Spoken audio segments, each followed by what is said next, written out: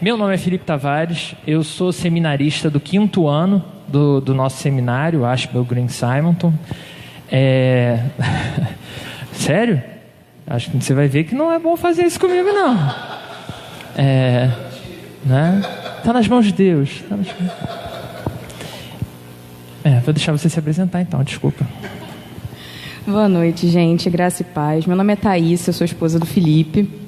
Nós dois estamos fazendo o Seminário Presbiteriano do Rio e estamos no 5º ano, terminando a nossa monografia. Eu peço encarecidamente que vocês orem por nós, porque tem sido desesperador, né? Mas a gente veio aqui, em tudo confiarei, então amém, Senhor, foi de Deus, né? E a gente tem, né, essa questão de trabalhar com missões desde muito cedo, e a gente vai trazer para vocês um pouquinho hoje algumas questões sobre missão. A gente vai pincelar algumas coisas. Pode botar. O tema que a gente escolheu foi missões, o que eu tenho a ver com isso? E aí eu já quero começar exatamente com essa pergunta com os irmãos.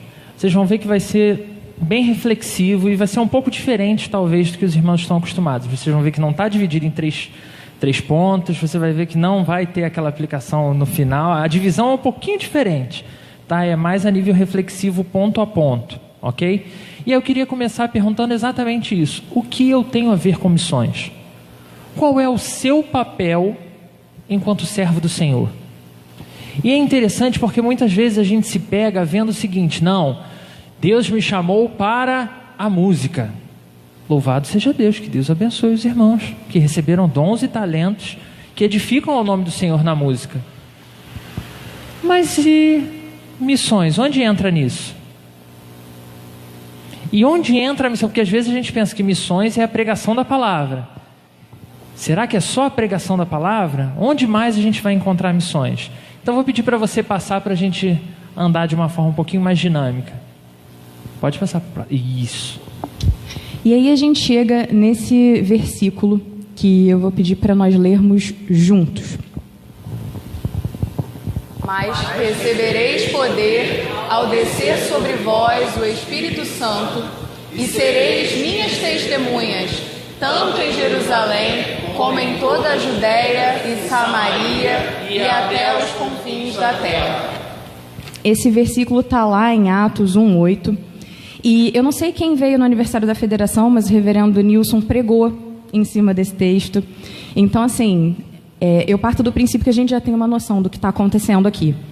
E aí, o que eu queria que a gente focasse, né, é nessa frase aqui, ó: e sereis minhas testemunhas, tanto em Jerusalém, como em toda a Judéia e Samaria, até os confins da terra. Ele está falando de um lugar onde eles estão. Eles estão em Jerusalém, então vocês serão minhas testemunhas. É tipo praticamente um fato, olha só. Quando isso acontecer e vocês receberem, né, e o Espírito descer sobre vós, vocês serão minhas testemunhas. Não existe outra opção. A partir do momento que você conhece a Cristo e vira um discípulo dele, você não tem outra opção. Você precisa ser testemunha. E aí a gente tem uma linha, né? Eu queria que vocês imaginassem como se fosse um centro e, tipo, quando você joga uma pedra na superfície assim da água e vai abrindo e expandindo. Eu queria que você tivesse essa imagem.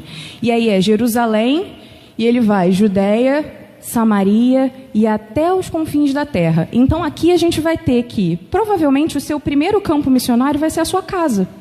Talvez nem todo mundo seja convertido lá. Então esse provavelmente é o seu primeiro campo missionário.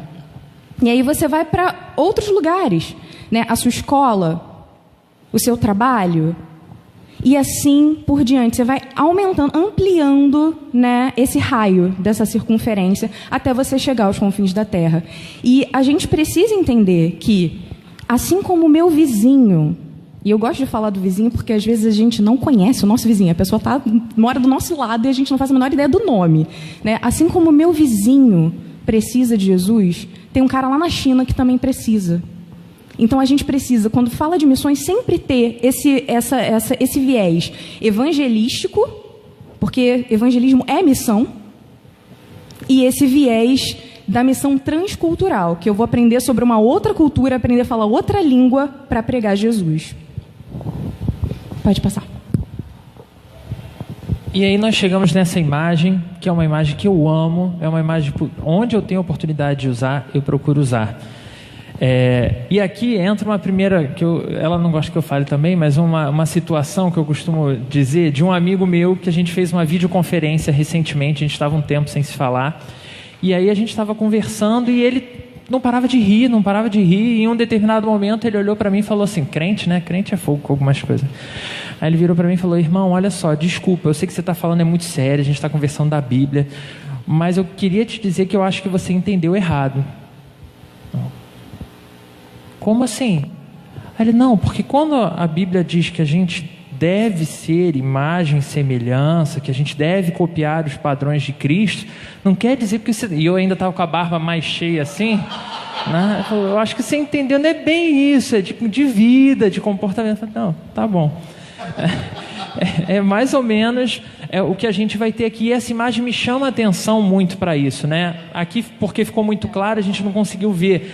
A pessoa fisicamente é completamente diferente de qualquer coisa do que é o Jesus do espelho, né? No entanto, o espelho ainda assim mostra a face de Cristo na face dessa pessoa.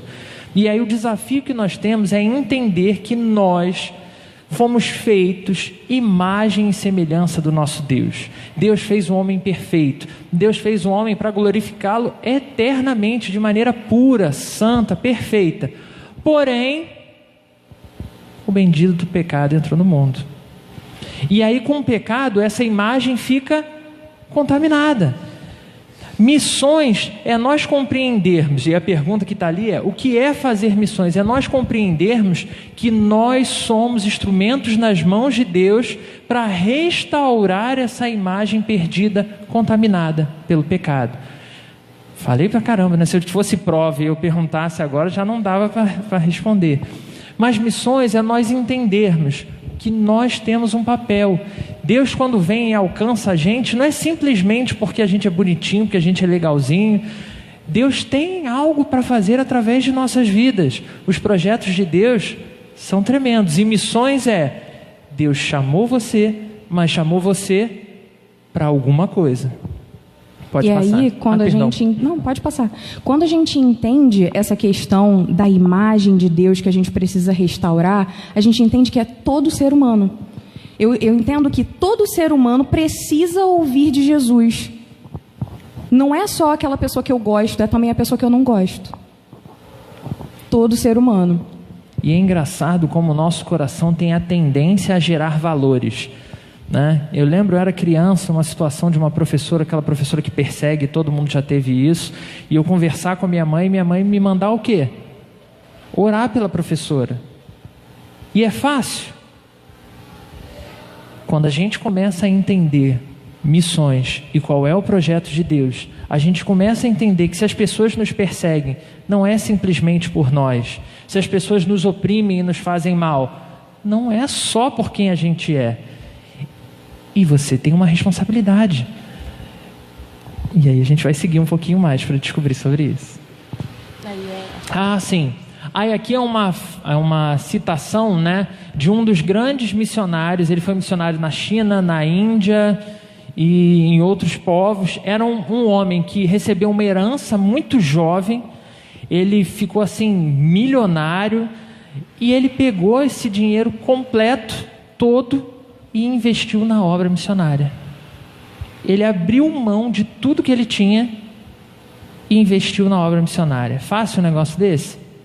Esse homem não só fez isso, como ele foi para o campo e morreu por causa de problemas no campo. E ele deixou essa frase que eu acho incrível, magnífica, que diz assim: Jesus Cristo é Deus e Ele deu a sua vida por mim. Nenhum sacrifício é grande demais que eu faça por amor a Ele. O desafio é o que nós temos feito enquanto imagem e semelhança de Deus, enquanto homens e mulheres restaurados para a glória de Deus. Nós temos feito o nosso papel enquanto missionários? Pode passar, por favor. Isso, aí chegamos na pergunta, a pergunta que me foi feita e que também foi feita a você. E se você veio, eu acredito que você tem interesse em como responder essa pergunta. E aí eu quero caminhar, é claro, a gente não vai ler o texto inteiro, mas nós lemos aqui o versículo 23, né? Se você faz uma leitura completa do primeiro capítulo de Colossenses, você vai ver certinho alguns pontos de ações ali específicas de Paulo. Paulo teve o cuidado de deixar claro que para participar desse ID de Deus, existem 3 características muito importantes. Logo no início dessa carta, ele começa dizendo o seguinte, que logo que ele soube dos irmãos da igreja de Colosso, ele fez o quê? Está ali a dica, irmão. A primeira palavrinha ali. Ele orou. Ele orou. Assim que ele soube que os irmãos estavam lá fazendo algo, ele se alegrou e orou, e pediu para que Deus abençoasse os irmãos, que Deus derramasse do seu Espírito na vida dos irmãos. E você pode ver logo nos 3 primeiros versículos, ele está falando sobre isso, e depois mais à frente ele vai falar de novo de como ele ficou feliz e como ele orou pela vida dos irmãos. Só que ele não para aí, um pouquinho mais à frente ele vai dizer o seguinte, que ele orou pelos irmãos e ele soube de como os irmãos lutavam para perseverar, para manter o trabalho funcionando. Ou seja, a gente já encontrou aqui uma primeira forma de agir, orando pelo trabalho daquelas pessoas que estão lá, né? Em qualquer lugar que seja, desenvolvendo um trabalho para a glória de Deus. Segundo, mantendo. E aí ele vai dizer que eles se alegram em ver que eles perseveram mantendo a obra de Deus acontecendo naquele lugar. E nós podemos fazer missões como? Mantendo pessoas. É interessante, irmãos, quando a gente olha para o sistema, por exemplo, de plantação de igrejas, né? Isso é uma coisa que a gente tem discutido bastante com um grupo de amigos. A gente muitas vezes se pensa assim, qual é o projeto de igreja de sucesso? Você faz o projeto, começa um ponto de pregação, daqui a X anos a igreja está independente. E em comunidade carente, como é que faz para manter uma igreja? Como é que você faz para fazer uma igreja independente? São igrejas que vão precisar sempre de um apoio de fora, de outras igrejas irmãs. Será que a gente é a igreja sozinho? E onde estão aqueles pensamentos enquanto corpo de Cristo? É lindo a gente cantar, né? E eu amo aquela música, né? Somos corpo. Aí você até estende a mão e fala lá, assim bem ajustados. Aí você não sabe nem o nome do irmão que você está dizendo que é corpo com ele. A mesma coisa em relação a igrejas. Será que a gente consegue olhar e pensar, caramba, vamos só na nossa região, no nosso presbitério. Será que existem igrejas que precisam de apoio financeiro? Será que, vamos agora voltar ainda mais para o núcleo, né? Será que dentro da nossa igreja existem pessoas que precisam de ajuda, de apoio financeiro? E Paulo está dizendo que ele se alegra porque ele vê que o povo que se reunia em Colosso era um povo que mantinha a obra acontecendo, que cuidavam uns dos outros. E em último lugar, ele vai falar dando frutos. Mas se você observar no fim do primeiro capítulo, a relação que Paulo vai construir entre dar frutos é associado diretamente à capacidade de pregar o evangelho. E aí acontece um grande problema dos nossos dias. A gente, em algum momento da história da igreja, a gente confundiu as coisas. E a gente passou a entender que dar frutos é pregar e ter pessoas convertidas. Onde tem isso descrito na Bíblia?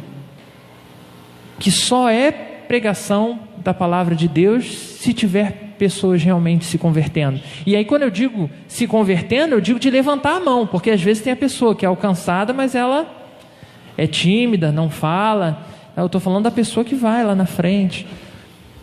E ele vai dizer que a terceira forma da gente fazer missões é exatamente essa. Você entendendo que é seu papel pregar o evangelho. E nesse pregar o evangelho é estar disposto a pregar o evangelho em todo e qualquer lugar, de toda e qualquer forma. E aí, irmãos, Calvino, ele não era santo, mas era um homem que foi usado por Deus no seu tempo. Ele falou um negócio que é extraordinário. Ele fala sobre vocação e ele vai chamar a nossa atenção com diversas citações bíblicas, mostrando que todos nós somos vocacionados para algo e que Deus vai usar esse algo para a glória dele. Se você é um médico, você não precisa pegar o folheto e sair panfletando na rua folheto para você sentir que fez a obra de Deus. Você, como médico, glorifica a Deus, sendo o melhor médico possível. E aí nós já começamos a entender outros espaços onde nós podemos agir com missões. Ah, mas eu sou dentista, o que eu vou fazer? As pessoas já me odeiam, ouve o barulhinho do... né? Como é que eu vou glorificar a Deus? Seja o melhor dentista. Vamos seguir. Até porque você fazer o que você faz bem é glorificar o nome de Deus. Né? Todas as vezes que você faz algo mal feito, você está dando um mau testemunho. Né? Essa ideia de você se preocupar com o seu testemunho é algo muito importante. O que a gente tem aqui, basicamente, é que praticar o ID é obedecer. A gente tem uma tendência a romantizar muito missões. Né? Eu tenho essa tendência, eu admito. A gente tem, caramba, a pessoa foi, se entregou, e realmente essas coisas são lindas. Só que a gente precisa ser mais realista. O que está na Bíblia é ID, é obedecer, sem ficar romantizando, imaginando aquela coisa toda. É ir, é obedecer, é ir. Enquanto eu estou no caminho para o trabalho, obedecer. Ali onde eu estou, no meu trabalho, obedecer. Né? Então, basicamente, praticar o ID é obedecer. E aí, quando eu estou no ônibus, eu tenho, que foi até o exemplo, né, que foi dado, a pessoa está chorando, ou então a pessoa está falando alguma coisa, como eu vou saber o que falar? E aí vem justamente a questão do preparo, né? A questão de você ser alimentado semanalmente pelo seu pastor, estando na sua igreja. O corpo de Cristo é essencial para isso. Porque, lembra que eu falei, a gente tem que evangelizar até a pessoa que a gente não gosta. Parece uma coisa meio absurda. Crente tem que amar todo mundo, né? E aí a gente acaba sendo hipócrita. Às vezes a gente não gosta de alguém. E justamente quando isso acontece, Deus quer trabalhar coisas na gente. Então é justamente para orar por aquela pessoa, talvez, né? E aí eu preciso estar com a minha igreja.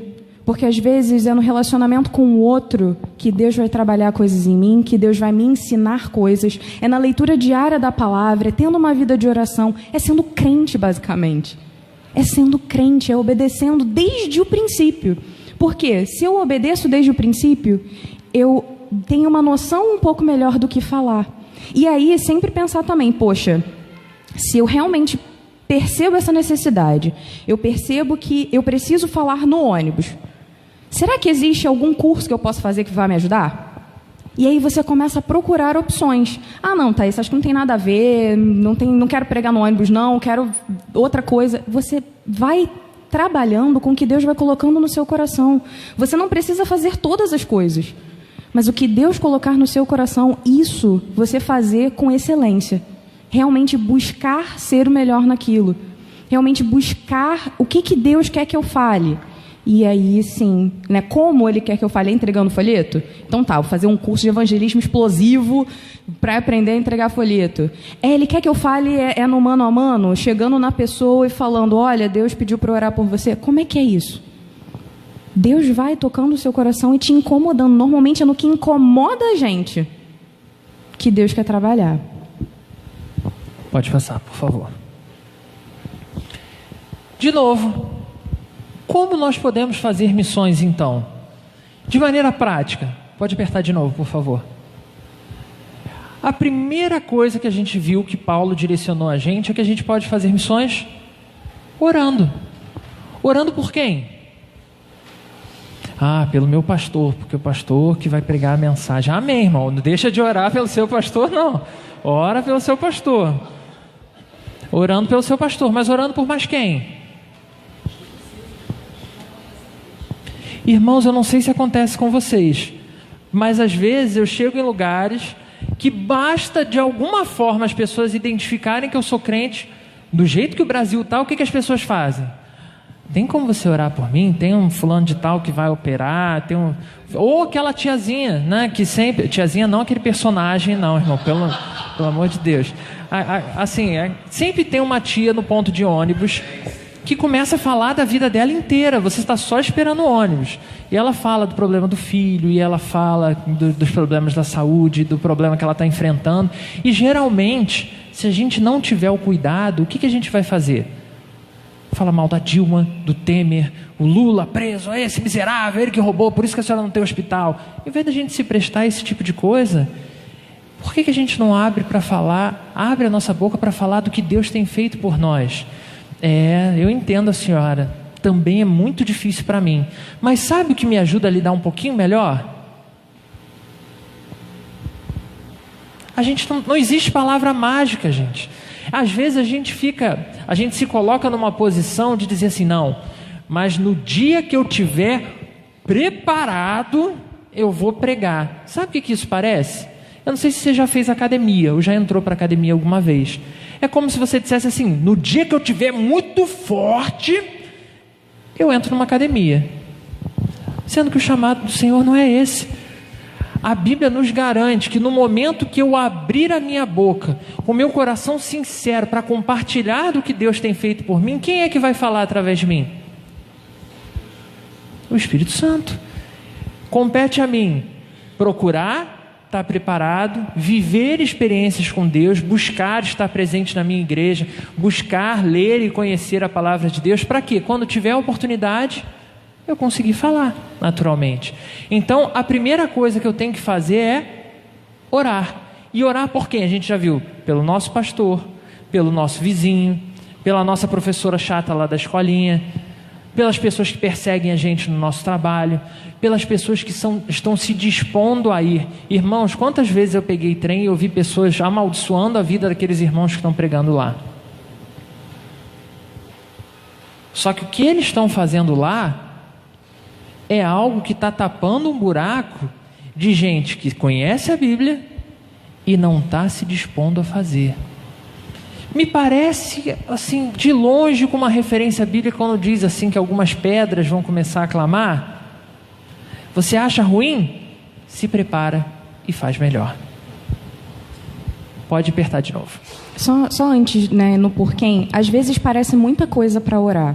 Né? Todas as vezes que eu me deparo com a quantidade de coisa para orar, me bate um ligeiro desespero. Eu fico, Senhor, não vou conseguir orar por tudo isso. É muita coisa. Então, assim, se você procurar na internet, existem, escalas de oração. Cada dia da semana você ora por uma coisa. Isso pode ajudar você a se organizar e até estimular uma vida de oração, se você está tendo dificuldade com isso. Nisso, o reverendo Nicodemos conta a história da vida dele e ele dá um exemplo que é muito engraçado. Ele diz que quando ele era seminarista e entrou no seminário, ele levou uma lista das pessoas que eram mais importantes para ele e toda noite ele orava por aquelas pessoas. Só que à medida que ele foi fazendo seminário, aí vai para o rodízio das igrejas e tudo mais pessoas se tornam importantes. O que começou a acontecer? Tem que trabalhar, tem que estudar, tem que orar. Ele começou a dormir antes de acabar a oração. Porque a lista era tão grande que ele não dava conta mais. Então ele dormia. E aí ele procurou esquemas para dividir. Tal dia eu vou orar por uma parte da lista, outro dia eu vou orar por outra parte. Hoje a gente não tem do que reclamar. Hoje a gente tem como botar alarme no celular, lembrete, pode buscar esquemas, Semana Mundial de Oração, você pode fazer planejamento, você joga, não sei se vocês gostam de Excel, eu amo usar o Excel, faz uma planilhinha lá no Excel, distribui lá os dias do mês, marca que dias você vai orar pelo quê, não tem para onde correr, hoje é fácil, basta estar disposto a isso. Gente, mas não precisa da planilha do Excel não, tá? É só porque eu gosto. E aí tá ali, né, para quem? Doando para quem? E aí é legal, né, a gente até trouxe a foto de alguns missionários aqui. A nossa igreja tem agências missionárias, né, então assim, você não fica perdido, porque essas pessoas passaram por um processo até chegarem no campo onde elas estão. Então não são desconhecidos que pegaram e falaram do nada. Ah, você é missionário, né, deu na telha, saiu para o campo. Então assim... você tem pessoas que passaram por um processo para serem missionários na nossa igreja, não é um processo fácil, né? Então, assim, vai no site, o pastor com certeza recebe a revista, tanto da APMT quanto da JMN, vocês têm como conhecer missionários. E, assim, a gente fez uma viagem em janeiro justamente para conhecer alguns campos missionários, e foi incrível, sabe? Porque foram pessoas que às vezes estavam com um orçamento super apertado, mas que receberam a gente super bem, sabe? Abriram as portas mesmo, da casa, do coração, entendeu? Então, assim, a gente tem como ter experiências incríveis com missionários, pessoas que estão ali, né, no dia a dia, realmente nessa luta, e são coisas, assim, que são tão boas para a igreja. sabe? Ajudam tanto a gente a crescer enquanto cristão. E assumir esse tipo de compromisso, às vezes a gente está tão acostumado com algumas coisas ou tão acomodado na nossa fé que a gente perde algumas referências do agir extraordinário de Deus. O reverendo José Dilson, que é um missionário incrível, que desenvolveu todo um processo no Senegal, em Guiné-Bissau, e que foi expulso de lá. Não sei se vocês acompanharam aquele missionário que ficou preso há um tempo atrás, e aí teve que viajar gente do Brasil e tal. Então, ele é nosso. Então, ele voltou para o Brasil porque ele foi expulso, não pode voltar para o Senegal. Não posso falar mais a respeito disso. E aí, ele, nessa paixão dele, nessa coisa dele, ele estava lá e ele conta, num dos livros dele, que no momento de desespero, ele com um filho bebê, não tinha comida, não tinha água potável, a esposa não produzia mais uma gota de leite que pudesse dar para a criança, e ele estava desesperado. E ele já orava falando: Senhor, de onde vai vir a solução? E numa noite ele recebeu a ligação de um pastor, que tinha sido amigo dele no seminário, viu, gente? Sai coisa boa do seminário.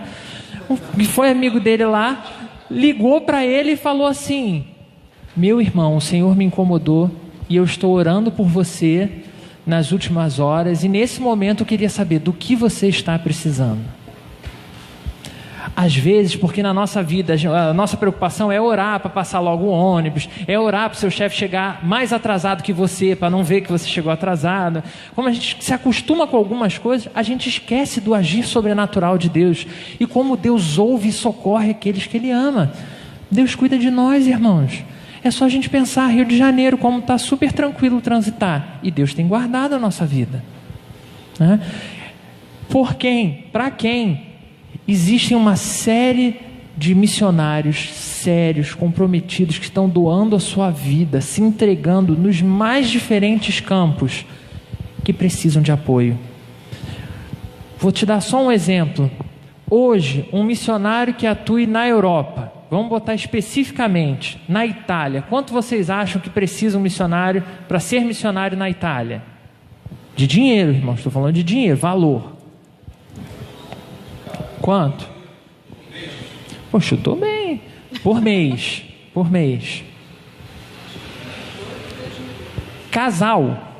Um casal que vai ter que alugar um lugar para morar e as coisas para dentro de casa. Depois que ele tem tudo dentro de casa, para sobreviver, ele precisa de 2.500 euros. Vamos pensar, quanto isso dá em reais? Hoje, de uma conta assim, chutada, burra, vamos pensar R$4 o euro? Quantos R$1.000 um missionário precisa? Mais de 10 mil. Mais de R$10.000. Agora eu vou te contar outra coisa que a gente também não sabe. O missionário, ele paga imposto de renda no Brasil e no país onde ele está. Você acha que é caro para a gente que está aqui no Brasil? O missionário, ele paga 2 vezes imposto de renda, porque é renda. Se for algo que cai sempre na conta dele, vai contar como renda. Então, há uma série de desafios, irmãos. Dependendo do país, o missionário não pode trabalhar, porque se ele pegar e embalar uma bala caseira que ele fizer e botar a tendinha dele para vender na rua, ele é deportado, porque ele está fazendo um serviço ilegal. Não é igual no Brasil, que a gente pode criar qualquer coisa, vende o artesanato e glória a Deus, estou vendendo para caramba. Não pode, dependendo do lugar, não pode. Tem pessoas que estão precisando de apoio. Tem homens e mulheres de Deus que estão voltando para o Brasil doentes, porque estão dando a sua vida e não tem apoio. Que hoje seja Deus a colocar no seu coração esse interesse por buscar pessoas que estão precisando de ajuda nos mais diferentes lugares do planeta e que precisam também entender da graça de Deus para a vida deles, fluindo através de você. Pode passar, por favor? Indo. Para onde que a gente vai? E aí, aqui a gente pensou, né? Porque a gente já falou a questão, né? Jerusalém, Judéia, Samaria, até os confins da terra. E aqui é legal vocês terem essa visão. E uma das coisas que a gente pensou em botar aqui também foi a questão que você tem na missão transcultural, né? Países ricos e países pobres. E aí a história das missões, né? Mostra pra gente que os países pobres, de certa forma, eles tiveram uma primazia para as missões, do tipo, caramba, eles são tão pobres, eles precisam de Jesus, para ver se dá uma melhoradinha na vida deles. Então vamos lá, levar a bênção de Jesus para eles. E aí, com o tempo, né, tanto a Europa quanto os Estados Unidos enviam missionários, né, para o Sul, tanto para a América quanto para a África, para a Ásia. E aí você vê esse movimento e você vê que, com o tempo, a Europa ela foi se secularizando. Hoje em dia, você tem muita dificuldade com a igreja na Europa. Você começa a ter uma dificuldade na igreja nos Estados Unidos, só que lá é muito mais forte, né? Então, ainda existe uma briga. Mas a igreja da Europa se rendeu. Então, assim, templos históricos maravilhosos estão virando bares, estão virando boates, bibliotecas. Então, assim, o nosso histórico protestante está morrendo na Europa. E aí, quando a gente fala sobre fazer missões na Europa, o que as pessoas viram e falam ué, para quê? E aí eu queria que vocês analisassem a origem dessa pergunta. Porque se eu pergunto, para que você vai fazer missão na Europa? Eles já têm tudo. Eles não têm o mais importante, que é Jesus. Se você pega e diz que não precisa fazer missão na Europa porque ele já tem dinheiro, você está revelando quem é o seu Deus. Essa é a grande verdade. Porque as pessoas lá estão vivendo super bem. Algumas, né? A maioria, talvez. Porque também tem pobre na Europa, tá, gente? Mas a maioria está vivendo bem? Legal. Mas vão todos para o inferno. Porque não tem Jesus. Então, tanto o pobre na África, tanto o indiano, né, que está lá no sistema de casta, quanto o branco europeu rico, precisam de Jesus. E se a gente coloca o nosso foco no que é o mais importante, a gente vai entender sim que é preciso ir tanto para o país pobre quanto para o país rico. É necessário apoiar tanto o missionário no país pobre quanto o missionário no país rico. Né? Na palestra que a gente deu para a federação há um tempo atrás, a gente trabalhou justamente essa questão. Se a gente evangeliza países ricos, isso acaba sendo estratégico para ir para países pobres. O reverendo Paulo Sico, ele está na França agora, mas ele foi missionário na Islândia por muito tempo. E ele fazia um projeto de construção de escolas na África. Então, ele ia com uma equipe da Islândia, que é uma galera com muito dinheiro, e ia construir escolas na África. Tanto que a escola que o reverendo José Dilson construiu, se eu não me engano, em Guiné-Bissau, foi com a ajuda desse dinheiro. Então, um cara fazendo missão na Islândia abençoou um outro cara fazendo missão na África, e aí você vai vendo o evangelho se expandindo de uma maneira incrível. Porque as pessoas começam a unir forças, a olhar para o mundo como todas as pessoas são imagem de Deus caídas. Independente se elas são ricas, pobres, negras, brancas, todas precisam de Jesus.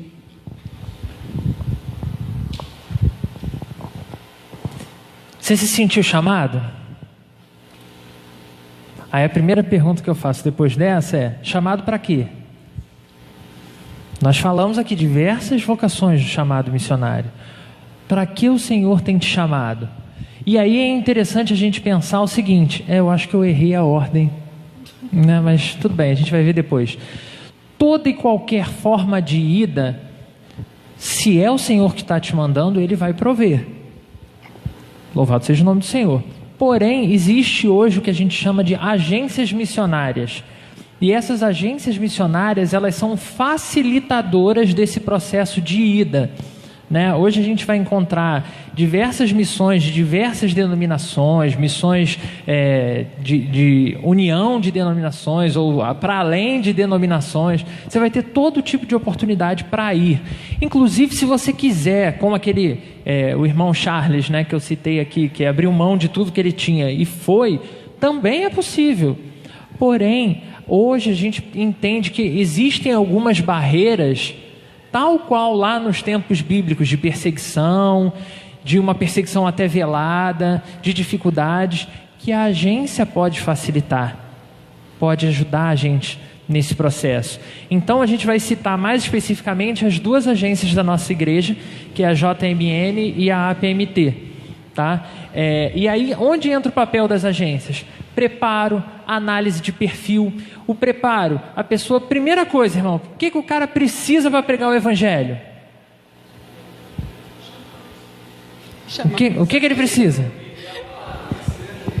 A primeira coisa é, o cara tem que ser crente.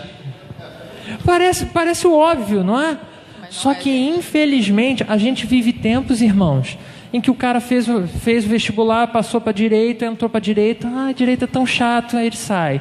Aí fez outro vestibular, passou para economia, economia é tão chato, sai. Eu acho que eu vou para o seminário, acho que Deus está me chamando. E aí vai para o seminário, por quê? Porque, irmãos, acontece. Porque, infelizmente, se tornou um emprego. Então, a gente precisa entender que para ir para o campo missionário, precisa ser chamado por Deus, precisa ser crente, precisa dar frutos aqui.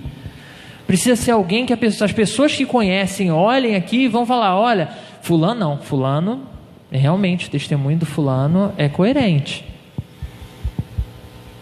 Para não chegar do irmão ir, e aí quem está aqui fala, olha lá o irmão, bebendo, fumando, usando droga, fazendo tudo lá com dinheiro da igreja, rapaz. Então, primeira coisa, tem que ser crente. Quem vai avaliar? Quando a gente pensa o processo, que nem a Thaísa falou, a nossa igreja, nas suas agências, ela é altamente rigorosa. Ela vai avaliar a vida, precisa ter documentos do pastor, precisa ter documentos do seminário que você fez, precisa ter um monte de documento. A família é entrevistada para saber como é que você é, como é que você cresceu, como é que são os seus relacionamentos. Então, o processo é muito rigoroso. Para quê? Para já filtrar isso. E aí, nesse processo, acontece a análise de perfil. Por quê? Às vezes, isso foi uma coisa que também chocou a gente, né? Porque o meu chamado para missões, eu era criança, assim como ela, né? Antes da gente se conhecer. E no meu coração, assim como no dela, como de muitas outras pessoas que são chamadas para missões, quando se sente chamado, é chamado para onde? Para a África. O que você vê? Vê aquele monte de criancinha mulambenta lá, correndo e pedindo, Senhor, que dificuldade, precisamos de socorro. Aí você chega com a Bíblia embaixo do braço, trazendo o Evangelho do Senhor. No meu coração infantil, missões só podia ser para esse lugar.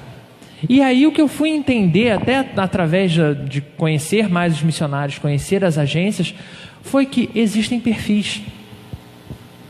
Exemplo, você gosta muito de trabalhar com crianças, você ama crianças, tem um ministério lindo com crianças na sua igreja, mas você se sente chamado para um determinado lugar, sei lá, na Europa, em que praticamente não tem crianças. Qual a chance da agência te mandar para lá? Muito pequena. Não vou dizer que não existe, mas é muito pequena. Por quê? Se você tem dons e tem talentos, que esses dons e esses talentos sejam usados num lugar onde realmente vai alcançar. Se você tem habilidade para falar mais publicamente, em lugares que você possa expressar mais. Se você é daquele crente que é 00 crente, 007, né? Que ninguém sabe que você é crente, você é camuflado, você é barbudo, você é não sei o que e tal, quer ir para o Oriente Médio pregar? Tem vaga. Tá vendo? Até o Indiana Jones aí, o cara que fica ali, ele tem o chamado dele. E a agência, ela vai fazer esse tipo de intermediação, né? Para ver quem tem o melhor preparo para cada lugar. Esse da APMT eu vou deixar para falar na frente. Isso aí, muito obrigado. E aqui nós temos as duas agências. Vou falar rapidinho, até porque já estou falando há muito tempo. JMN é Junta de Missões Nacionais. É a nossa agência que é focada no trabalho praticamente de evangelismo. O que eles estão fazendo aqui é um resgate da imagem do Evangelho enquanto poder de Deus para alcançar a vida das pessoas. Poxa, Felipe, precisa de uma agência para fazer isso? Irmãos, precisa. Hoje nós vivemos tempos em que a gente vai estar aqui discutindo qual a cor que a gente deve pintar a igreja. Em vez de, não que isso não seja relevante, que é importante. Só que qual é o grau de importância disso quando tem gente na rua da igreja morrendo de fome, pessoas perdendo as suas vidas, se envolvendo com prostituição, se envolvendo com um monte de coisa, e a igreja está só, agora sim, vivendo para si. O nosso chamado é para servir ao nosso Senhor. E nesse servir ao nosso Senhor, a JMN é uma ferramenta de Deus para mostrar e nos lembrar que nós devemos evangelizar em toda e qualquer situação. Né? Aí esse texto aqui, de 2 Coríntios 4,15, é o que consta no site da JMN. que diz o seguinte: porque todas as coisas existem por amor de vós, para que a graça, multiplicando-se, torne abundantes as ações de graças por meio de muito, para a glória de Deus. É um projeto que a JMN está fazendo, e ela está fazendo ações em vários estados do Brasil, para promover o interesse em ser instrumento da graça de Cristo. Para que a gente entenda que não precisa ter palavras bonitas, você não precisa saber o que significa, infralapsarianismo, você não precisa saber. Se você puder estudar, faça isso, tá, irmão? Em nome de Jesus. Mas isso não é pré-requisito para você pregar a palavra de Deus. Você pode pregar a palavra de Deus com o conteúdo que você tem. Você foi na igreja hoje, o Senhor te alcançou hoje. Hoje você pode chegar na sua casa e dizer: hoje Deus me tirou das trevas e me trouxe para a luz. Isso que eu estou vivendo, eu quero que você viva. Pregou o Evangelho. Essa é a graça que precisa ser ministrada. Não precisa palavras bonitas. Abre sua boca. Deus vai fluir através de você. E aqui tem uma série de outras agências e outros trabalhos. Ficou horrível para ver aqui, me perdoe, irmãos. Mas se você entrar no site da JMN, se escrever JMN no Google, já aparece ela. Você vai ver que de lá tem link para tudo quanto é agência possível de trabalhos nacionais. Um dos trabalhos muito bonitos que eles estão fazendo é um trabalho com os venezuelanos em São Paulo, aonde? Em Boa Vista. Por quê? Com os problemas todos que estão acontecendo, Boa Vista e a região lá mais do norte acaba sofrendo isso muito mais. E São Paulo, por quê? É um grande polo aqui da América do Sul, né? Então muita gente escoa para lá. E eles estão fazendo diversos trabalhos para cuidar dessas pessoas. As pessoas estão defecando nas ruas.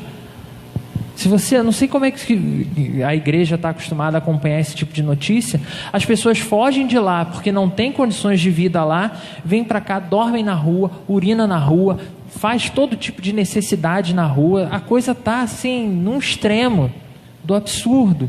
E os nossos irmãos estão trabalhando lá. E aí, para levar água, para levar higiene, para levar cuidado, para levar banho para essas pessoas, precisa de quê? Precisa de dinheiro, gente. Então, seguimos. Essa é a JMN. Pode passar, por favor. Bom, e a gente chega na APMT, né, que é a Agência Presbiteriana de Missões Transculturais.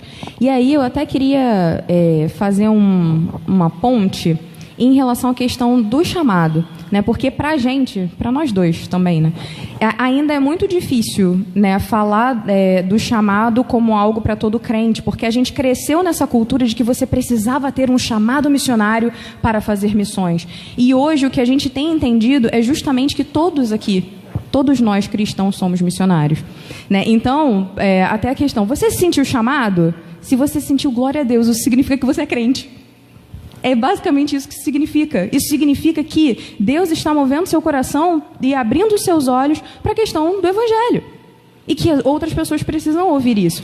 A questão, né, da missão transcultural, ela vai um pouquinho além, né, porque realmente acontece algo no coração que te impulsiona para fora, né, que foi o nosso caso.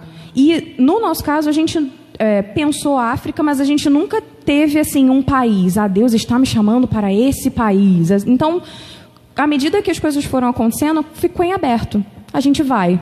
Para onde a gente vai? Não sei. Para onde Deus mandar. Então, a APMT, ela tem esses 2 treinamentos. O CTM acontece em Patrocínio, que é em Minas, né? É Espírito Santo? Minas. Acontece em Patrocínio. Em Minas é 1 mês de curso só. E tem 20 dias. E tem o CFM, aí é 1 ano de curso que acontece em módulos. Se eu não me engano, são 2 módulos por mês, né? E aí você tem que ir em São Paulo fazer. Ou tem a opção também de você fazer no seminário de Recife. E aí os módulos são ministrados de forma alternada em janeiro e junho. Eu acho que seria o período de férias, né? Poder... E aí o que acontece? A questão do sustento, eu vou tentar ser rápida. A questão do sustento é a seguinte: um missionário ele não recebe um salário como um pastor. A agência ela não paga um salário para o missionário. O missionário ele arranja parceiros, que são as igrejas, E essas igrejas dão uma oferta mensal que sustentam esse missionário. Então, por exemplo, um missionário que está na Europa, ou um missionário que está na África, ele precisa de várias igrejas parceiras que vão, sei lá, fazer uma doação de R$100 por mês para ele ter o sustento que ele precisa. E assim ele vai montando como se fosse uma rede de apoio. Os missionários da APMT, eles precisam voltar para o Brasil de tempos em tempos para renovar o contrato, se eu não me engano são 3 anos, que eles ficam lá e precisam voltar, e aí eles fazem visitas a essas igrejas para falar sobre o campo, esse tipo de coisa. Só que semanalmente, às vezes mensalmente, eles mandam. Então, por exemplo, a nossa igreja ajuda 2 missionários que estão na França. Então, a gente recebe e-mail deles, mensagem de WhatsApp sempre. Então, a gente sempre sabe o que está acontecendo. E isso é muito legal, né? A gente não precisa esperar eles virem para ouvir. Só para, né, deixar claro, CTM é Centro de Treinamento Missiológico e CFM é Centro de Formação também missiológica, tá? Ou missionária. E aí, lembra que o Felipe falou que imagina que você trabalha muito bem com crianças. O seu projeto, ele tem que ter a ver com o que é o seu dom. Então, eu trabalho muito bem com crianças. Eu vou fazer um projeto para ir para Moçambique pregar para crianças assim, assim, assado. E eu monto o que eu quero fazer. E aí eu mando esse projeto para a PMT, ele vai ser aprovado ou não, vai ser mudado alguma coisa ou outra. Talvez eles achem que meu projeto fica bem em outro país. E assim por diante. E a decisão do destino tem a ver com a questão do perfil que a gente falou antes também.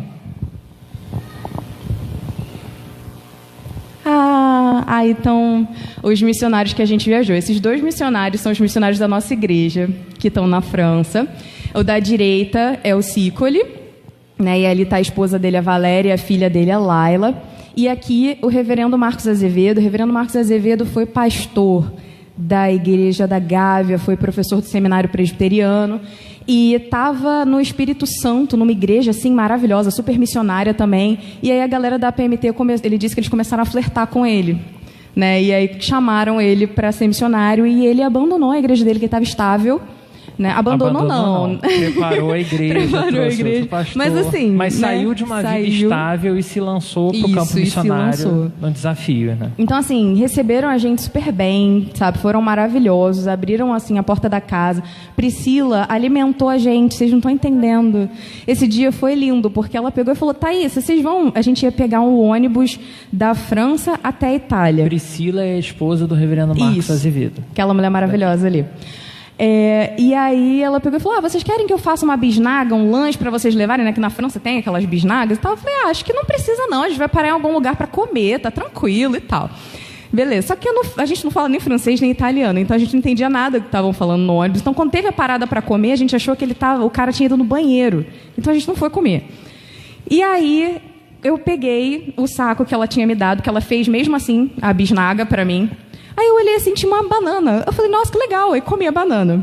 Aí, mais um tempo, a gente com fome, nada da pessoa parar pra gente comer. Aí eu botei a mão de novo, tinha um croissant. Eu falei: não, cara, que legal, um croissant. A gente comeu o croissant. Mais um tempo, bateu a fome de novo, aí tinha um sanduíche. Sabe tinha muita comida, aquela foi coisa maravilhoso. da cartola do mágico, que ele mete a mão e vai tirando um monte de coisa? Então, essa quentinha que ela fez... Foi maravilhosa. E demonstrou realmente cuidado numa coisa tão pequena, que parece bobo. Mas a gente teria morrido de fome se ela não tivesse feito aquela quentinha pra gente. Né? Então, assim, foi maravilhoso. E com o Sicoli também, a gente ficou mais tempo, inclusive, na igreja do Sicoli. Na igreja não, né? Na casa do Sicoli. O Sicoli, ele já é um senhor, né? Ele vai fazer 60 anos, se eu não me engano. E ele tem 50 e alguma coisa. Ele é um membro mais jovem da igreja dele, na França. Tirando ele, o membro mais jovem, de fato, né? Sem ser o pastor, tem 72. Então, assim, quando a gente fala que a igreja da Europa está morrendo, é muito real. Pode passar. Aqui nós temos outros 2 irmãos que nós também visitamos a casa e que também foram bênção tremenda na nossa vida. Do lado direito é o reverendo Carlos Delpino e a Rosa. O reverendo Carlos Delpino, ele é o diretor de toda a frente missionária da APMT na Europa. Né? Ele que coordena todas as equipes. Se algum missionário tem problema, é ele que viaja para resolver os problemas e tentar ajudar. né? E aqui do meu lado, agora esquerdo, é o reverendo Humberto, os Oliveira, né? A Branda e o Lucas, né?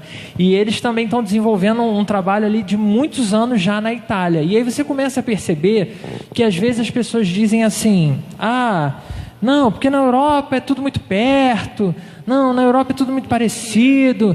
Lá, diferente do Brasil, que o Brasil, a gente tem as nossas particularidades de região para região, mas lá tem simplesmente municípios vizinhos que se odeiam, que viveram em guerras assim durante muito tempo. Então tem uma série de resistências ainda em diversos lugares da Europa que precisam ser quebradas. Por exemplo, esses 2 países que nós colocamos aqui, Itália e Espanha, são países que tiveram extrema resistência à investida protestante. Foram países onde a perseguição foi assim da mais cruel. Teve uma determinada região que a gente foi com o reverendo Delpino, que ele foi, e ele assim, todos eles são homens assim fantásticos, citam livros assim que você fica abismado com o conhecimento desses caras. E ele contando pra gente num determinado percurso, né, a história dos nossos irmãos que foram martirizados naquele lugar, né, numa praça que foi construída só para martírio de nossos irmãos protestantes. Então, a forma como ele foi descrevendo e todo o processo, assim, gente, que coisa assim... Porque hoje é uma região comercial, então você anda, você acha que é uma área turística. Só que ele foi falando, onde hoje são restaurantes, eram celas, onde as pessoas ficavam aprisionadas. Então, assim, você vê a discrepância. Caramba, irmãos meus sofreram aqui, morreram nesse lugar e hoje as pessoas estão aqui comendo como se... nada tivesse acontecido. E essa é uma questão muito legal em relação à Europa, porque como a gente é brasileiro, a gente não tem essa noção. O nosso país é muito jovem. O nosso país é muito jovem. E eu acho que a gente não tem esse apego à história que acaba acontecendo lá. Mas, por exemplo, na região de Anduze, na França, você vai andando e tem o ano em que as casas foram construídas. Tem casa mais antiga que o Brasil. Então, assim, é muito assustador isso, né, desse peso histórico. Pode passar, por favor. Sim. E aí a gente quis botar aqui um passo a passo para você adotar um missionário. Porque quando você adota um missionário, você torna mais próxima essa realidade do que é a missão. E assim, quando você fala de doar, às vezes parece que tem que ser uma quantidade absurda de dinheiro. Mas você pode começar adotando um missionário com muito pouco. Sabe, muito pouco. Se cada um aqui der R$10 por mês, quanto dinheiro será que a gente consegue? Será que dá R$150, mais ou menos? Tá bom, vamos nos comprometer a ajudar um missionário com R$150 por mês. É fácil assim. Né? E se aí... cada um desse R$2, a gente podia começar, irmãos. Porque não existe um valor assim fechado. Não, só pode ajudar um missionário se for... Não é o Criança Esperança, que só tem aqueles valores lá. Né? É livre, irmãos. Entendeu? Então a igreja pode começar... a nossa igreja quer começar com R$10. Ok, é o que a igreja pode fazer? R$10, né? Para a gente começar a entender, porque uma coisa que a gente viveu em Bento Ribeiro é exatamente o que vai acontecendo nessa transformação de visão da igreja, é a mentalidade que vai mudando. Não é a questão de, agora eu tenho que mandar 10 mil porque a minha igreja vai sustentar sozinho o missionário lá, aí você acaba com a igreja aqui. Né? Mas dá para fazer. Se nós somos um corpo, uma das coisas quando a gente foi lá e a gente fez vídeos com todos os missionários para mostrar nas igrejas aqui, uma das coisas que quase todos eles diziam nós não somos simplesmente pessoas aqui ajudadas pela igreja brasileira, nós somos a igreja brasileira pregando o evangelho aqui. Essa é a compreensão, e isso pode ser aplicado na nossa vida diariamente. Quando a gente começa a entender, caramba, eu ajudo com meus 50 centavos por mês, eu estou mantendo a palavra de Deus sendo pregada, sei lá, vamos chutar um país aí qualquer, sei lá, Madagascar, por causa do desenho dos bichinhos, né? Em Madagascar a palavra está sendo pregada com os meus 50 centavos por mês. Você passa a entender melhor que você faz parte desse corpo de Cristo. E aí quando você passar pela situação que você tem que abrir a boca, você vai entender, olha, eu faço parte disso, eu não posso mais me calar. Gente, é incrível a forma como a gente senta, e os nossos pregadores, quando a gente compara, nada contra os nossos irmãos de outras denominações, mas são homens que se debruçam sobre a palavra, que vão buscar fundamento. Sim, os nossos. E aí quando eles pregam, a gente tem nas nossas igrejas palavra assim bem fundamentada, que alcança a nossa vida, que transforma nosso pensamento, e a gente sai e vive como se nada tivesse acontecido, gente. E o corpo de Cristo, e o evangelho que flui, e o nosso chamado. E aí a gente vive aqueles ideais, né, bem platônicos mesmo. Não, mas a minha vida, eu vou viver na glória com Cristo, vai ser extraordinário. Amém. E cadê a prova que você faz parte desse grupo que vai viver lá na glória com Cristo? Cadê a imagem? Quando você olha no espelho, quando você acorda, lava o seu rosto, olha no espelho, é Cristo que você tem visto ali? Pode ser que você consiga isso. Como? Vivendo o evangelho, pregando sempre que você tiver a oportunidade. Desculpa, senão já cortei você. Pregando, vivendo, né? Que foi o que a gente falou antes. E aí, a questão do momento missionário foi algo que mudou a nossa história, né? Porque eu queria fazer algo missionário na minha igreja e eu não fazia a menor ideia do quê. E aí teve um dia que tinha um culto no seminário, os cultos de abertura daquele semestre. A gente foi e o reverendo Marcos Azevedo apresentou o projeto dele para ir para a França. No final, eu fui conversar com ele. E eu peguei e falei, nossa, me interesso muito por missões, mas eu não sei como começar isso na minha igreja. Ele pegou e falou, vocês fazem algum tipo de momento missionário? Eu falei, não. Então, é isso que você vai fazer.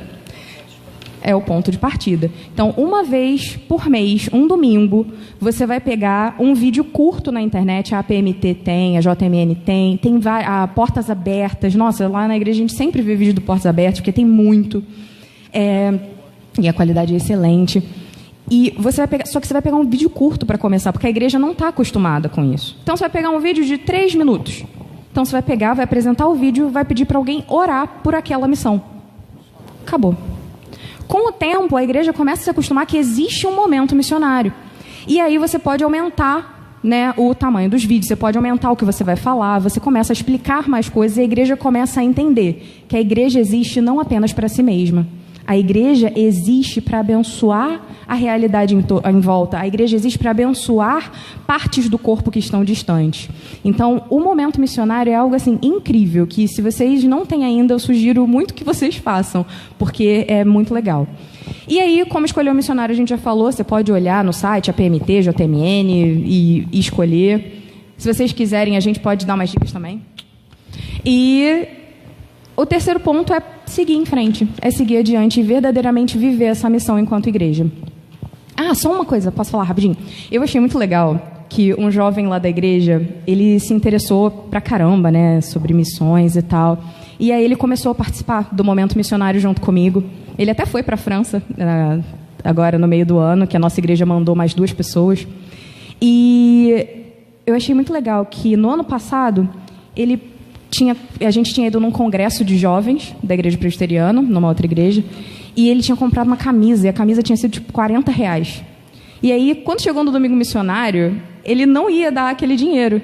E aí ele falou que parou e ficou pensando, caramba, eu pude dar R$40 numa camisa. Quantas camisas eu tenho? E eu não posso dar, às vezes, R$10 para abençoar um missionário? Como assim? E para provar como os nossos valores estão invertidos. Como a gente está dando tanto valor, às vezes, para um telefone, né, para coisas eletrônicas, para roupa, para que a gente vai comer, mas a gente não consegue dar valor para pessoas que estão realmente entregando a vida por Cristo. E é isso que tem feito o país se tornar um país cada vez pior para se viver. Vocês prestaram atenção no que ela acabou de falar? A culpa não é só do Fernando Henrique, do Lula, da Dilma, do Temer ou de quem vier aí agora. Também vai ter participação deles.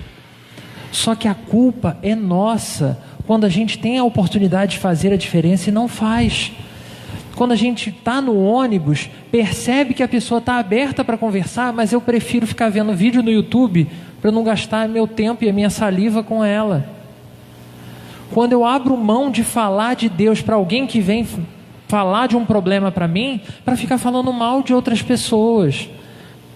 Todos esses pequenos atos nossos têm prejudicado a nossa vida e a vida de todas as pessoas ao nosso redor. Imagine, irmãos, que coisa extraordinária não seria se cada um de nós fosse capaz de falar de Cristo para uma pessoa por dia. Uma pessoa por dia. que a gente conseguisse falar, mas falar é naquela conversa que você vai ouvir, não é o que você já programou para falar 4 leis espirituais, Deus tem um plano maravilhoso para a sua vida e acabou, você não ouve o que a pessoa está falando. É ouvir as necessidades da pessoa, você dialogar com a pessoa e apontar uma direção biblicamente orientada. Ou até se você não souber, olha, eu realmente não sei te ajudar nessa situação, mas eu posso procurar alguém, eu posso procurar o meu pastor, eu posso procurar o meu diácono, eu posso procurar o meu presbítero, eu posso procurar o meu amigo que eu sei que tem uma resposta melhor. Você quer trocar o número de WhatsApp comigo? Gente, o WhatsApp, se você quiser, depois você bloqueia a pessoa ficou chato, tu vai lá e bloqueia, acabou. Não tem coisa mais simples do que você trocar um número para abençoar a vida de alguém. Só que a gente está tão fechado no nosso problema, na nossa vida, nas nossas coisas, que ninguém mais importa. Sabe aquela coisa, eu gosto muito de dialogar com filmes e quadrinhos, porque na minha infância fala muito forte. Não sei se vocês já viram a história do Homem-Aranha. Todo mundo conhece a história do Homem-Aranha? Na história do Homem-Aranha tem um negócio muito legal. Ele ganha dinheiro, porque ele virou um lutador, né? Ganhando dinheiro ali e tal. E aí, ele, num determinado espetáculo, ele não recebe o valor que ele devia. E aí ele está saindo. Passa por ele um cara que roubou o cara que devia pagar a ele. E ele podia pegar o bandido. O que ele faz? Deixa o bandido embora. Não me deu dinheiro, se ferrou. Se deu mal. E o bandido vai embora. E ele sai dali. E o que o bandido faz depois? Mata o tio Ben. Coitado do tio Ben. Porque o Peter não fez o que tinha que ter feito. Aí a gente fala, não, Felipe, aí você está pegando só uma historinha e foi um efeito caótico muito imediato. Mas você já parou para pensar que milhares desses efeitos acontecem? Talvez não aconteça comigo, mas aquela pessoa que eu não ajudei, ela pode se tornar um problema para outra pessoa. E aí essa pessoa, porque sofreu com aquele, vai fazer mal para uma outra pessoa que depois vai acabar fazendo mal para mim. Em algum momento, essa cadeia vai estourar. Porque a gente não está fazendo a diferença. Achei que você ia falar alguma coisa. Então, entender o nosso papel é entender que não precisa de muito, irmãos. Para começar, buscar sempre fundamentos nas Escrituras. Leia a sua Bíblia. Você tem o hábito de ler a Bíblia? Hoje tem um monte de aplicativo diferente para você ler a Bíblia. Eu confesso que eu tinha uma resistência extrema a usar aplicativo. Era só papel. E quantas vezes eu falei isso? Não, Bíblia é a Bíblia, né? Até que você vai ganhando alguma maturidade e você vê que é a palavra de Deus. Se é realmente uma tradução relevante, é a palavra de Deus. E que a gente tem que usar. É um facilitador. Deus deu inteligência ao homem para a gente usar isso. Leia a palavra de Deus. Você tem como vir para a igreja? Vem em toda e qualquer situação. Mas a programação da SAF, dá para vir? Vem. Vou perguntar para as irmãs, com quantos anos começa? Você pode se inscrever na SAF? Tempo. Não tem idade. E os irmãos, com quantos anos você pode se inscrever na UPH? Qual é o pré-requisito para entrar na UPH? Ponto final. Se um adolescente quiser entrar na UPH, ele pode? Pode. E o moço pode entrar na UPH? Pode fazer parte das duas? Pode. Só que a gente criou na nossa cabeça que SAF, SAF é só para as irmãzinhas, né, que já passaram ali dos 50. Enquanto isso, eu sou moço, eu sou jovem. Irmãs de 50, me perdoe, não estou falando mal de vocês, tá? Não é isso. Mas é falando de vícios de pensamento. E aí com isso a gente só vai afastando as pessoas. E a gente vai tendendo a criar alguns comportamentos que a gente valoriza alguns. E outros a gente olha e diz que não são dignos. Missões é a gente entender. Todo homem, toda mulher é digno de ouvir o Evangelho. Porque o Evangelho do Senhor, ele é tão poderoso que ele pode resgatar a pior das pessoas. Aquele que você mais te odeia, que mais te fez mal. A palavra de Deus tem poder para transformar a vida dessa pessoa. E o seu ódio por ele. E o seu ódio por ele. E transformar o seu ódio em bênção para a vida dele. E transformar ele em bênção também para a sua vida. Mas para isso, a gente precisa sair de um evangelho em que a gente acredita, como o conto da Chapeuzinho Vermelho, e passar a viver um evangelho real, que é poder de Deus para a salvação do homem e da mulher. Quer uma prova de que o poder de Deus acontece? Ele me alcançou.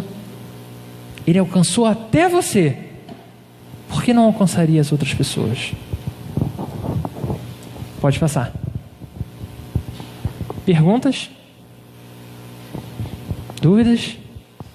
A gente não pode ir para casa. Vocês falaram do chamado missionário de criança. Vocês estão se preparando para um plano?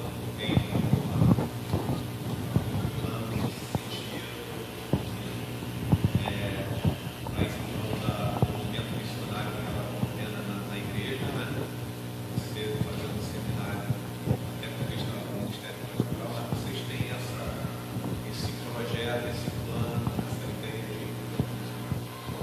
Então, a gente, desde que a gente começou a namorar, a gente conversou sobre isso, e aí isso se tornou um sonho, um projeto nosso.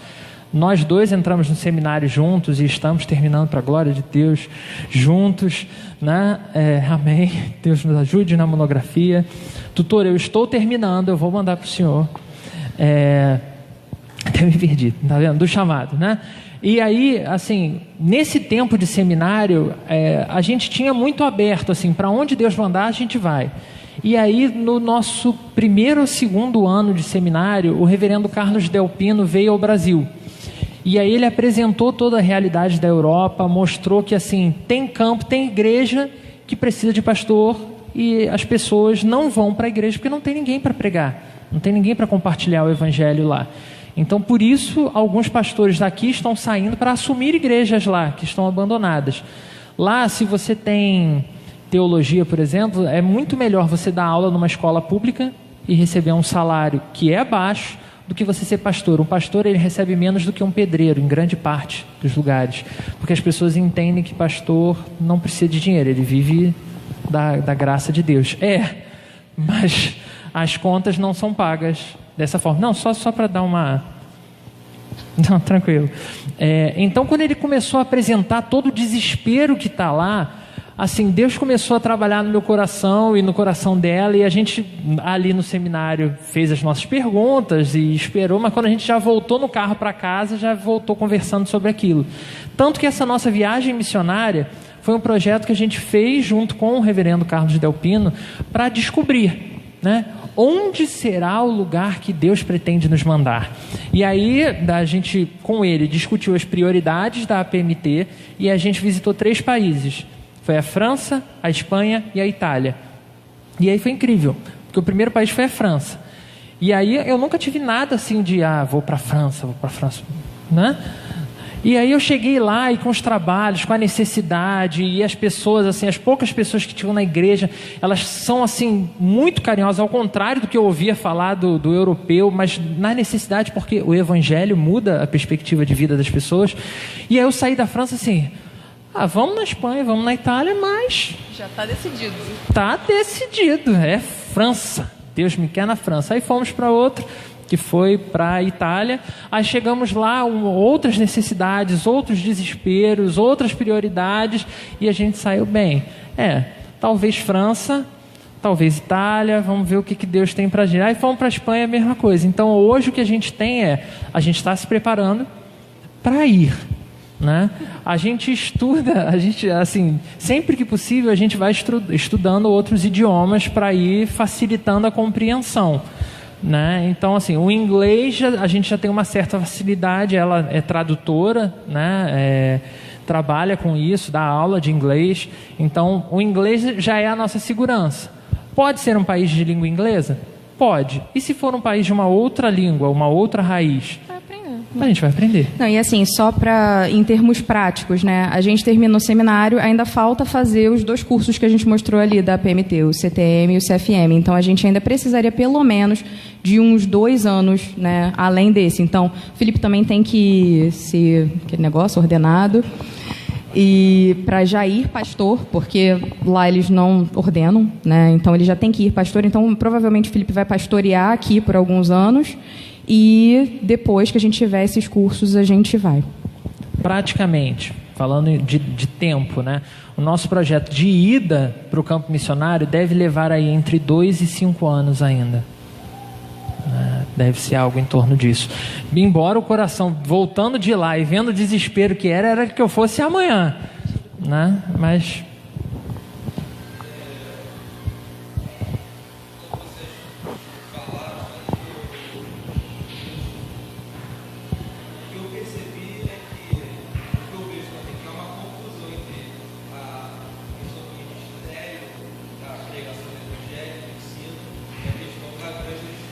Comissão. Porque as pessoas que falam em missão crítica não está errado. Elas falam, tem que me preparar, tem que fazer isso, aquilo, outro, tem que ler 300 livros, saber 50 idiomas, ler toda a literatura protestante. Amém. Que é possível, né? Saber a apologética, né? Ler, sei lá, 60 livros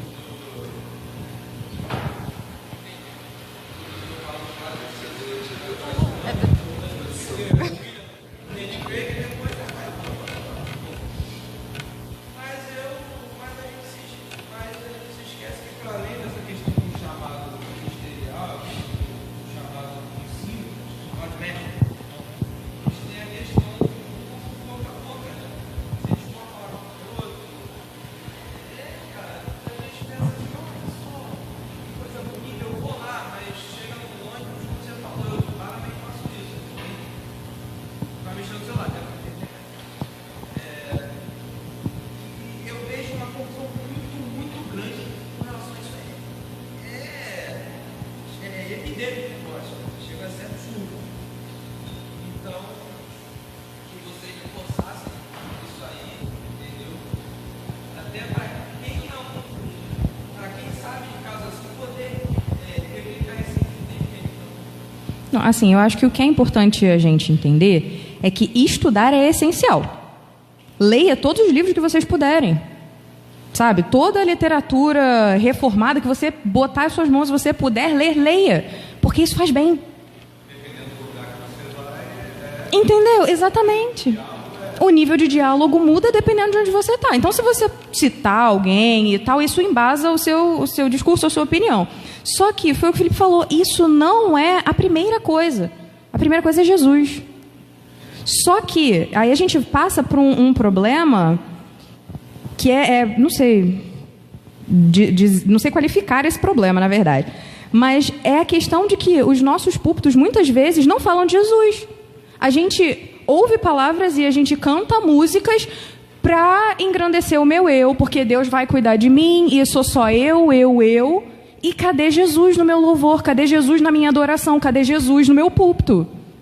Essa é a grande questão, porque se eu ouço falar de Jesus sempre, quando eu tiver uma oportunidade de falar de Jesus, eu vou falar. Ou pelo menos eu vou ter muito mais facilidade para fazer isso acontecer, porque eu sei quem ele foi, porque eu sei que o que ele fez foi um sacrifício, porque eu sei que se não fosse ele, eu não teria salvação, eu não teria esperança. Foi ele que lavou os meus pecados. É só por causa dele que eu consigo vislumbrar um futuro. E é quando eu olho para Jesus que todas as outras coisas caem. É quando eu coloco justamente a lente, né, do Evangelho. É essa lente que vai fazer a diferença. Então, claro, se eu puder ler, eu vou ler, porque isso vai me ajudar. Agora, isso é o essencial? O essencial é Jesus. Então, ouça sobre Jesus, leia sobre Jesus, busque cada vez mais sobre Jesus. Ele está na palavra dele lá, escritinho. Sabe? É ele que importa e é ele que muda a vida das pessoas. E assim, eu estava tentando me lembrar aqui, enquanto você estava fazendo a pergunta, eu estava tentando lembrar, e enquanto ela falava, e eu não consegui lembrar o nome do artigo, mas eu li um artigo do do pastor Franklin Ferreira, né? E uma das coisas que ele dizia lá no artigo dele era que o grande problema é que a gente tornou a fé tão capitalista quanto todo o resto. Então a gente transfere, eu dou o meu dízimo, eu dou a minha oferta, quem tem que falar de Deus não sou eu, é o pastor. Então a gente meio que transferiu essa responsabilidade e conta que o pastor vai pregar. Então ele está pregando, eu estou pagando, está tudo ok. Sendo que em momento nenhum a gente encontra na Bíblia nenhuma possibilidade de reflexão dessa forma. Pelo contrário, o chamado é para cada um de nós. E é engraçado porque quando a gente olha a forma cuidadosa, né, como Paulo foi conduzido a descrever alguns detalhes para cada igreja, quando ele pega e diz assim: eu plantei, Apolo regou e Deus deu o crescimento. Né? De forma que nem eu, nem Apolo somos coisa alguma, senão Deus. E às vezes a gente pensa assim: não, eu tenho que ter todo o conhecimento. Não, irmão, você tem que falar. Se a pessoa que você falou, ela se interessou, mas, sei lá, ela tem dúvidas que você não é capaz de responder, ela tem alguma outra coisa, você procura outra pessoa, que você fez uma parte. Agora vai ter outra pessoa que vai poder assumir, né? Só que a gente está transferindo tudo para outras pessoas. Então... É a questão de ser discípulo e de abraçar essa questão do discípulo, que é você estudar, você estar ali diariamente com Jesus, aprendendo dele, ouvindo dele e vivendo ele, para você ensinar as outras pessoas. Por que você é o melhor dentista? Nossa, você é maravilhoso. Eu sou o melhor dentista porque eu quero fazer o meu melhor para Jesus. Ele é o objetivo da minha vida, então eu vou fazer o que eu faço de melhor por causa dele. A pessoa perguntou, ela pediu, praticamente, para você pregar para ela. É a nossa janela. Sabe, é realmente usar as coisas do nosso dia. E a gente fala muito sobre pregar para desconhecidos. Gente, e os nossos conhecidos? E as pessoas que a gente encontra todo dia? Essas pessoas a gente consegue discipular. A pessoa que eu vejo uma vez no ônibus, eu não consigo fazer isso. Então, as pessoas que a gente conhece, com quem a gente está todo dia junto, são as pessoas por quem a gente precisa orar e pregar. Né? Não que você não precise pregar para a pessoa do ônibus, tá? Pode pregar.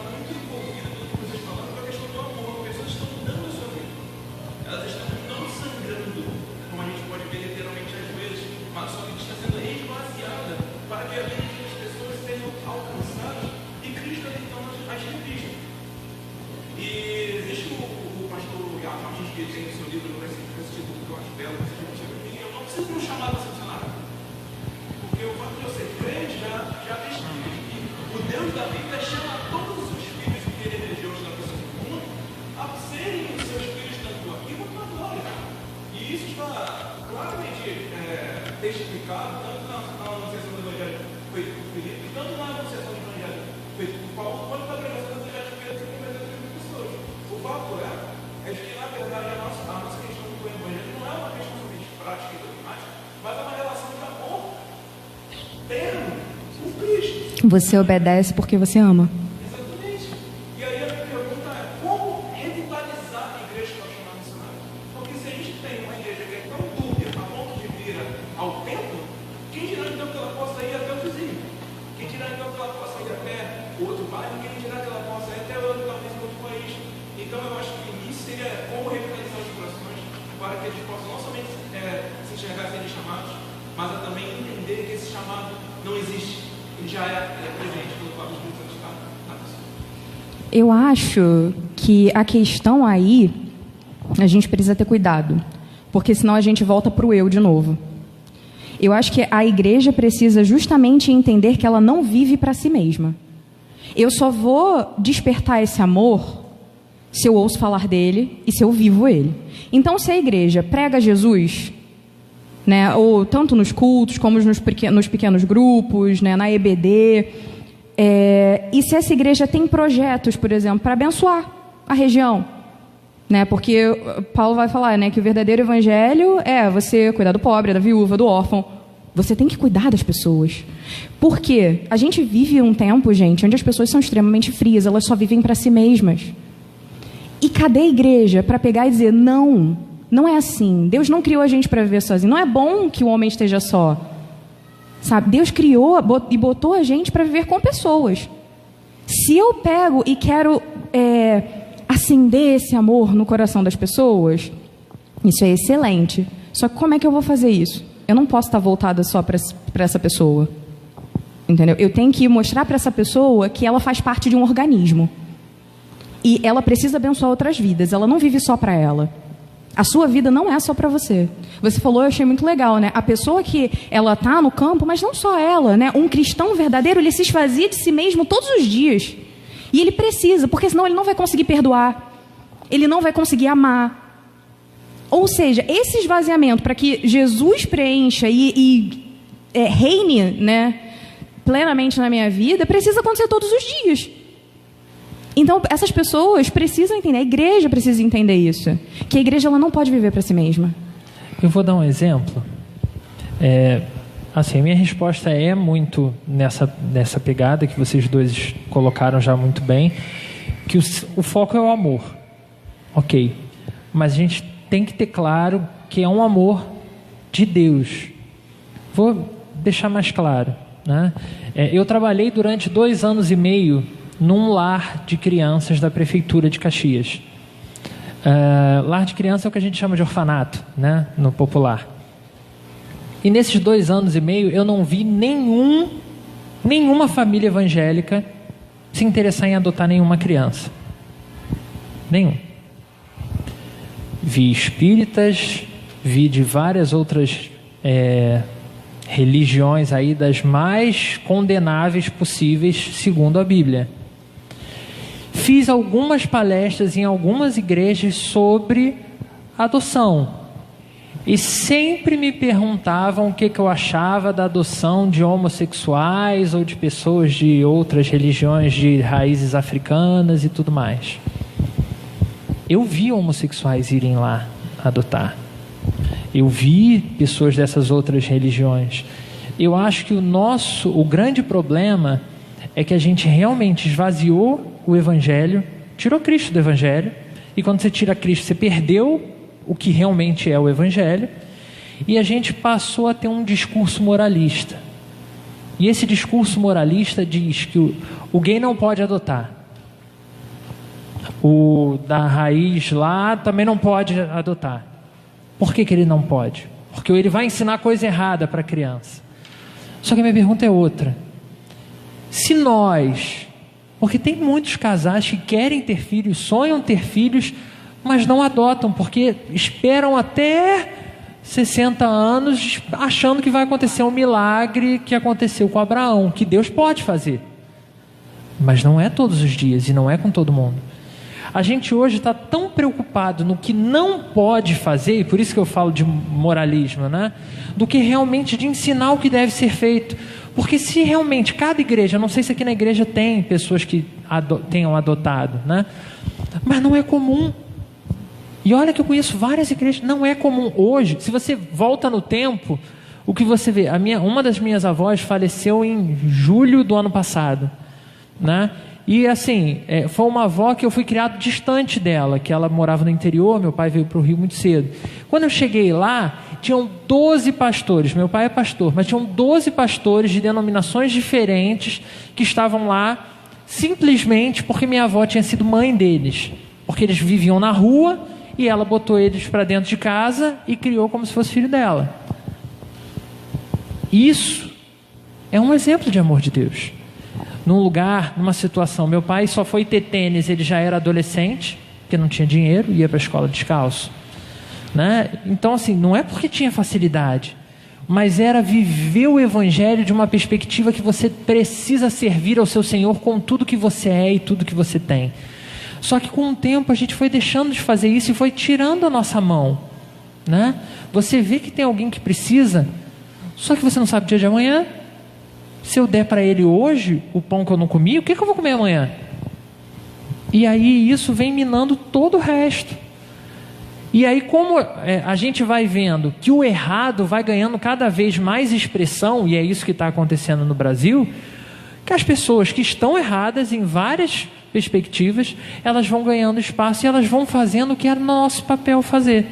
E aí, como eu não quero fazer, é muito melhor dizer, não, a criança tem que ficar lá.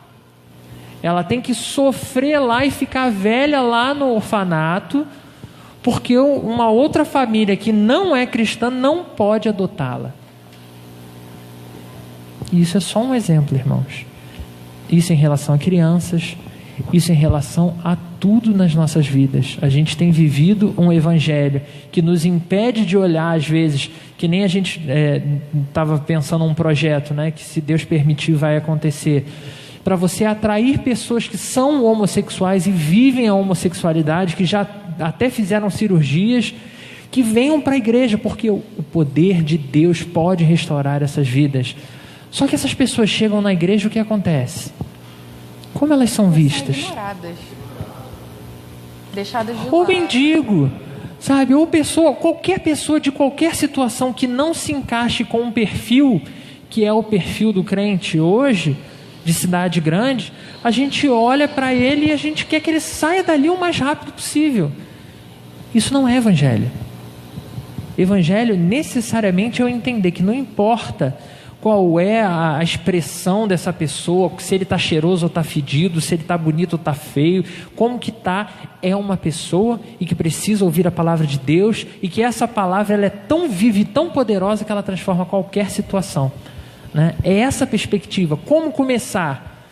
Olhando para quem está na igreja junto com você e amando essa pessoa e dizendo, meu irmão, está ruim? Vamos orar. Sabe, porque a gente entrou, outro dos comportamentos que a gente assumiu é aquilo, irmão, ora por mim que eu estou com um problema lá em casa. Ah, tá bom, irmão, eu vou orar. Se você tem tempo, na hora, meu irmão, chega aqui, vai para o cantinho para também não expor o irmão e ora. Só que essa desculpa de depois eu vejo, depois eu faço, eu continuo tirando a minha mão de fazer, né? Eu imagino que tenham pessoas aqui que sejam fiéis ao Evangelho do Senhor e que tem junto com você, talvez não tão junto ainda, mas junto com você clamado para que Deus incendeie o coração de pessoas aqui dentro. Como que a gente vai fazer isso? Clamando, se juntando, buscando a Deus do mesmo jeito e cada vez mais, indo mais fundo. E, Senhor, nós precisamos que outros se acheguem. Quando tiver a oportunidade, colar do lado de alguém, como é que está a sua vida? Vem para um dia de oração, começa outros projetos de oração, projetos paralelos de oração na sua casa, de oração na casa do irmão, pequenos grupos, coisas que são importantes, porque a gente está tão distante hoje, que meio que a gente transformou o bater cartão na igreja. Ah, já fui na igreja domingo, vou na terça de novo. É a coisa do estar junto e ser igreja estando junto, né? Porque se a gente não se relaciona na nossa igreja, né, a gente não se trata bem, vai chegar um visitante, a gente vai tratar ele bem? Não vai, a gente não vai estar nem aí para ele. No máximo a gente vai pegar e falar, Deus te abençoe, seja bem-vindo. Tchau, ninguém falou com ele depois, ninguém, entendeu? Não tem como você dar continuidade se para quem realmente está ali todo domingo com você mal dá bom dia. Vou te dar um exemplo de algo que é um problema, que é o reverendo Michel que está resolvendo lá em Bento Ribeiro. A gente recebia visitante e, como em grande parte das igrejas, o que a gente fazia? Mandava a pessoa ficar em pé e era aquela saudação. Constrangia só a pessoa e depois acabou, né? Ninguém mais fala com a pessoa. E aí Deus foi agindo na igreja e surgiu a questão da gente fazer um momento da igreja ir abraçar a pessoa. Qual foi o problema disso? Recentemente, a igreja está mais cheia, então quando você tem um momento para abraçar, você imagina, 100 pessoas se levantando para abraçar um visitante. Quanto tempo do culto isso leva? Né? E aí começou a ficar muito difícil. Por quê? Porque começava o louvor para poder abraçar o visitante, aí você imagina a igreja toda naquela fila e o visitante é abraçado, é beijado, é bom, é ótimo, mas também gera outros problemas, porque também vai atrapalhar o culto. Então, mas isso mostra que a igreja entendeu que ela precisa olhar para o visitante como alguém extremamente importante. O culto que a gente presta a Deus aqui não é a portas fechadas, secreto, porque a gente precisa do alimento espiritual para sermos seres superiores. Não, é a portas abertas. Por que a gente põe letreiro? Para qualquer alma desesperada passando na rua poder entrar aqui e ouvir o Evangelho vivo. Se essa pessoa entrou e quem direciona essa pessoa é o Espírito Santo de Deus, nós somos ferramentas para quê?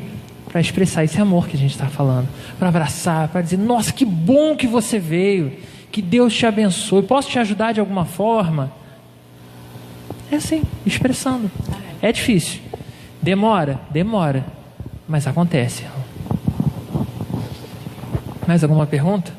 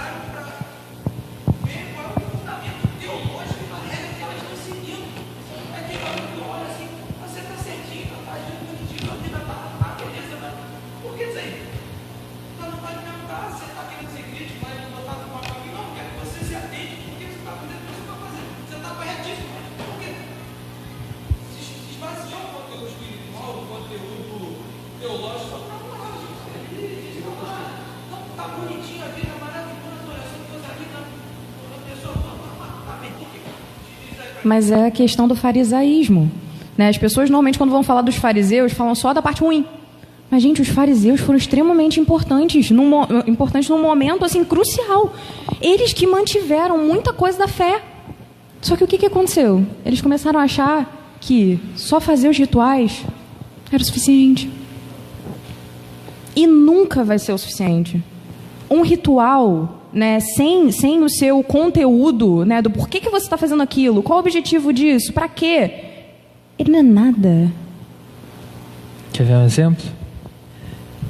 França, quando a gente estava lá com o reverendo Sicoli, andando pelas ruas, um frio do caramba, era aquele da foto que estava com neve, né? Então não era nesse lugar que estava com neve, não, mas um frio, assim, pra gente então, que é carioca, é um frio pior ainda pra gente. Andando na rua, tudo deserto, um senhor, que já tinha 90 e poucos anos, né? Varrendo, acho que nada, para ser sincero. Ele estava tipo para sair de casa, entendeu? Porque não tinha nada na rua, mas ele estava lá varrendo. E aí a gente estava passando, o reverendo Sicoli cumprimentou, aí o senhor perguntou o que a gente estava fazendo lá, e aí começou um diálogo, né?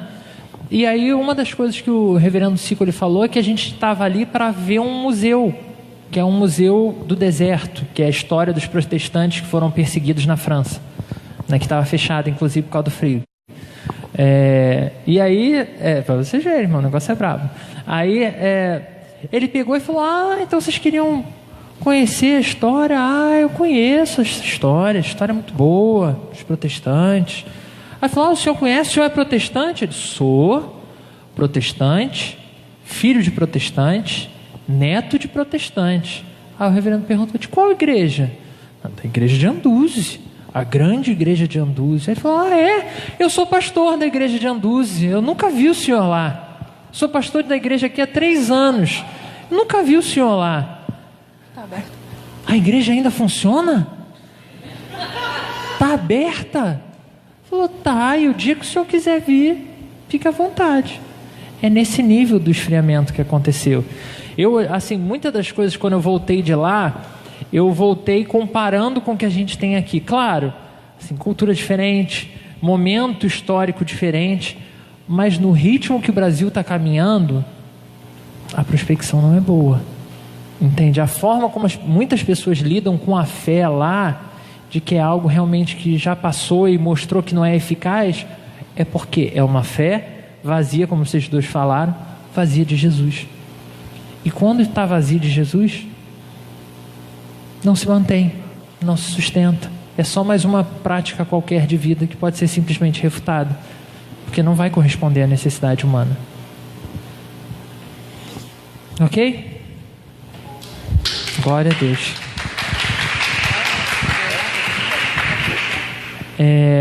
Antes de passar, deixa só a gente fazer uma oração. Deus Todo-Poderoso, te agradecemos, Senhor, pela oportunidade de mais uma vez compartilhar a Tua Palavra, compartilhar experiências e falar, Senhor, sobre o envio missionário que o Senhor conclama a cada um de nós. Deus, Tu és o Deus da própria missão. Toda a missão das nossas vidas, Senhor, está nas Tuas mãos. E nós Te pedimos, Deus, que seja o Senhor mesmo a nos capacitar, que seja o Senhor mesmo a nos encorajar, que seja o Teu Santo Espírito a fluir através das nossas vidas, Senhor. Que nós sejamos capazes de abrir as nossas bocas, que nós sejamos capazes de ser excelentes em tudo que nós fizermos, entendendo que a nossa vida é para a Tua honra e para a Tua glória, Pai. Não permita, Senhor, que a gente continue vivendo um evangelho vazio de Jesus Cristo. Ajuda-nos, Senhor, a entender que nós somos corpo e, como corpo, precisamos nos manter unidos, precisamos amar cada parte desse corpo, Senhor. Tenha misericórdia de nós e nos capacita a viver isso todos os dias, em nome de Jesus. Amém.